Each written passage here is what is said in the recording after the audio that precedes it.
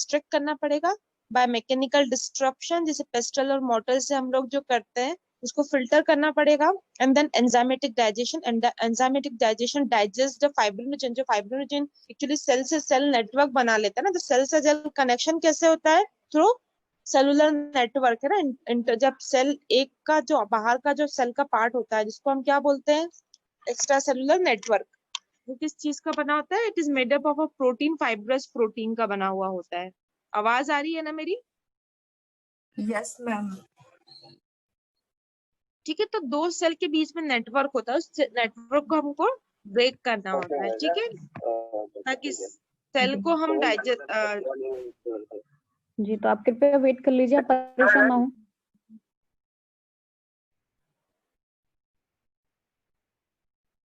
हाँ ठीक है, तो हमको एंजाइमेटिक डाइजेशन करना पड़ेगा। And then cells are counted on the haemocytometer, आपको एक्टिव सेल्स लेना पड़ेंगे, अदरवाइज आपने डेड सेल्स ले ली, तो आपको काउंट करना पड़ेगा कितनी एक्टिव सेल्स है, लाइव सेल्स है।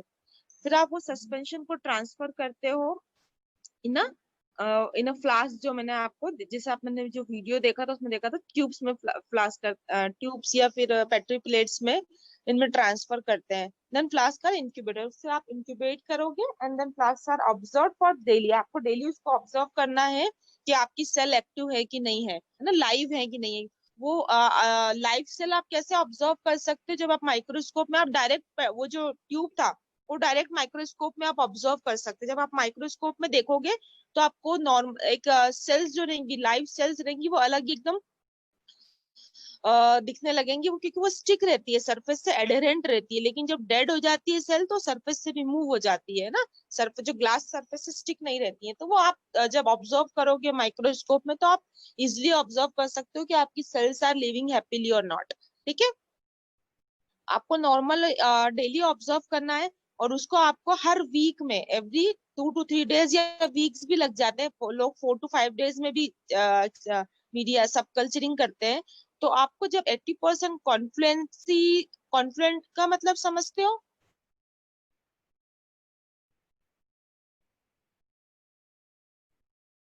No ma'am.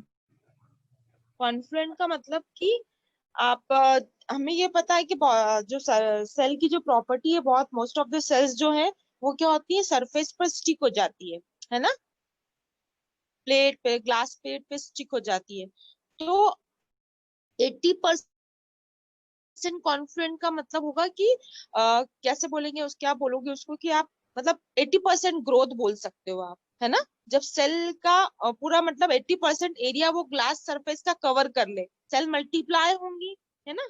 जब हमने सेल को सीड किया है, 5 ml सस्पेंशन आपने जब नेक्स्ट सेल फ्लास्क में डाला, आपने सेल को डाला, तो वो ग्रो होंगी, सेल जैसे जैसे ग्रो होंगी वो पूरा ग्लास सरफेस को कवर करेंगी। Yes ma'am. तो हाँ, तो 80% जो है आपका, 80% तक अगर उसमें वो पूरा ग्लास, 80% आपका ग्लास सरफेस कवर हो गया मतलब, तो आपको उसको फिर उसको नेक्स्ट उसको सब कल्चरिंग करना पड़ेगी।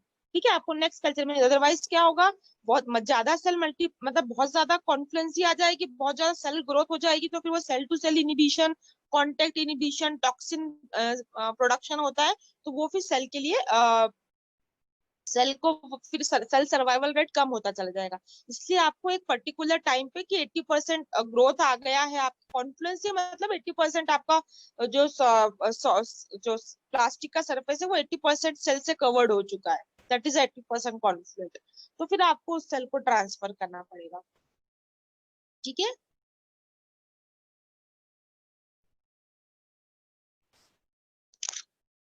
ना अब हम आते हैं आइसोलेशन ऑफ सेल लाइन। आप सेल लाइंस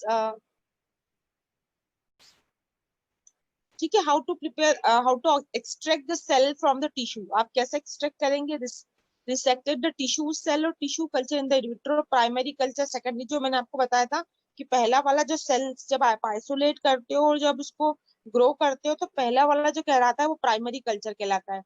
जब आप उसको कंटिन्यूअसली ग्रो करते हो तो that is called as secondary culture, और वो सेल लाइन में कन्वर्ट हो जाता है।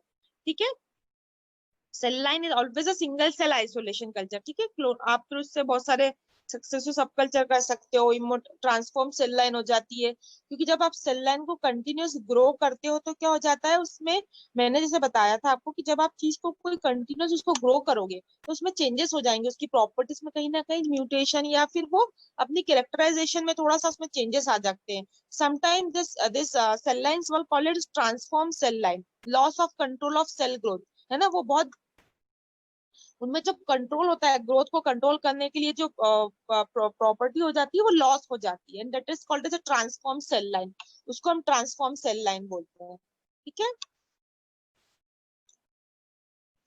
ये एक और डायग्रामेटिक व्यू है जिसमें आप देख रहे हो कि आपने एक ऑर्गन लिया है, देन ऑर्गन से आपने डाइसेक्ट किया, एनिमल लिया, एनिमल का ऑर्गन लिया, देन ऑर्गन से टिश्यू लिया है, टिश्यू से आपने फिर सेल में उसको कन्वर्ट किया है by enzymatic digestion, finely chopped and further dissection if necessary, और फिर cell culture, primary explant and organ culture. तो ये तीन जो मेथड है वही है, सेम वही चीज है जो मैंने आपको पहले बताई थी, इसमें कोई डिफरेंस नहीं है, कोई चीज का डायग्रामेटिक एक्सप्लेनेशन है।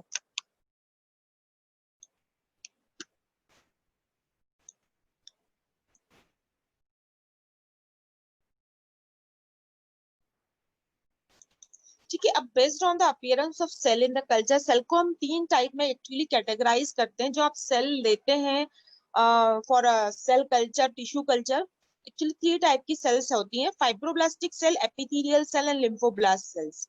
ठीक है, 3 मेन ग्रुप की सेल्स होती हैं। फाइब्रोब्लास्टिक सेल्स वो होती हैं that cell intend to be bipolar, multipolar with elongated shapes. आपने सेल कभी नर्व सेल्स को देखा है? न्यूरॉन वाली सेल्स होती हैं, आपने देखा होगा इलोंगेटेड होती हैं, बाइपोलर या मल्टीपोलर होती है। नर्व सेल का कभी डायग्राम आपको ध्यान आ रहा हो थोड़ा बहुत तो that is a bipolar cells with elongated shape. ठीक है, epithelial cells and this cells are attached to substrate as they grow. ये सेल्स क्या होती हैं? सबस्ट्रेट, जैसे ग्लास, जैसे मैंने बताया था कि कुछ सेल्स जो होती हैं वो स्टिक हो जाती हैं प्लास्टिक सरफेस पे या सेल सरफेस पे ना, तो they have a property to stick on the surface, उनके पास प्रॉपर्टीज होती हैं कि वो सेल की सरफेस पे स्टिक हो जाए। एपिथेलियल सेल्स कौन सी होती हैं? The cells like a polygon shapes with regular dimension, shape के बेस पे, उनके कैरेक्टरिस्टिक्स के बेस पे हमने सेल को 3 मेन ग्रुप में कैरेक्टराइज किया गया है। 3 टाइप की सेल्स होती हैं। पहली होती है फाइब्रोब्लास्टिक सेल्स, जो आपने इलोंगेटेड शेप्स की सेल्स होती है। ठीक है, इलोंगेटेड आपने देखा होगा, जो स्पाइनल सेल्स जो होती है वो इलोंगेटेड होती है, this are the fibroblastic cells. ठीक है, और उनके पास क्या प्रॉपर्टी होती है? They can attach to the attached on the substrate, वो सबस्ट्रेट पे अटैच हो जाती है जैसे ग्लास प्लेट पे। ठीक है, नेक्स्ट जो सेल्स होती है वो एपिथेलियल सेल्स होती है, उनका शेप जो होता है वो पॉलीगॉन टाइप का शेप होता है। ये सेल्स भी क्या हो जाती है? ये भी अटैच हो जाती है सेल सरफेस पे। मैम 1 मिनट बेटा। हाँ,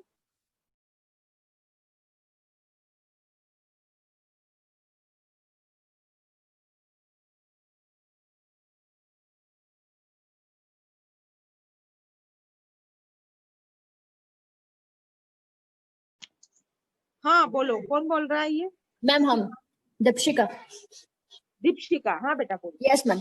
मैम हमने कल परसों टॉपिक पढ़ा था cultivation of animal virus, cultivation of sorry cultivation, हाँ कल्टीवेशन ऑफ एनिमल वायरस, जो इनोकुलेशन इन एनिमल, जो उसका फर्स्ट पॉइंट था। Cultivation of virus. Yes ma'am, हाँ, तो उसके अंदर फर्स्ट पॉइंट था इनोकुलेशन इन एनिमल। हाँ, इनॉकुलेशन इन एनिमल, हाँ तो इनॉकुलेट करना पड़ेगा ना आपको। मैम उसमें एक क्वेश्चन है हाँ मैम, उसके बोलो। अंदर जो एग्जाम्पल बताया था, जैसे कि माइस है ये, तो उस माइस का उन्होंने ये बताया था कि 48 आवर्स के जो अंदर जो उसके एज 48 आवर्स के अंदर है ना, वो वाले अरे माइस आपके पीछे ज्यादा बहुत से ज्यादा आवाज आ है। रही है, एक यस मैम। मिनट, पीछे पीछे से बैकग्राउंड बहुत आ रहा है ना मुझे क्लियर। हाँ, 48 आवर्स क्या? हाँ मैम, उनकी जो एज रहती है वो 48 आवर के अंदर अंदर ही होनी चाहिए। ये माइस में जो कॉमनली यूज करते हैं इनोकुलेशन के लिए, वो पढ़ा था। तो मैम फिर 40 आवर्स के अंदर एज वाले ही क्यों लेते हैं अपन एडल्ट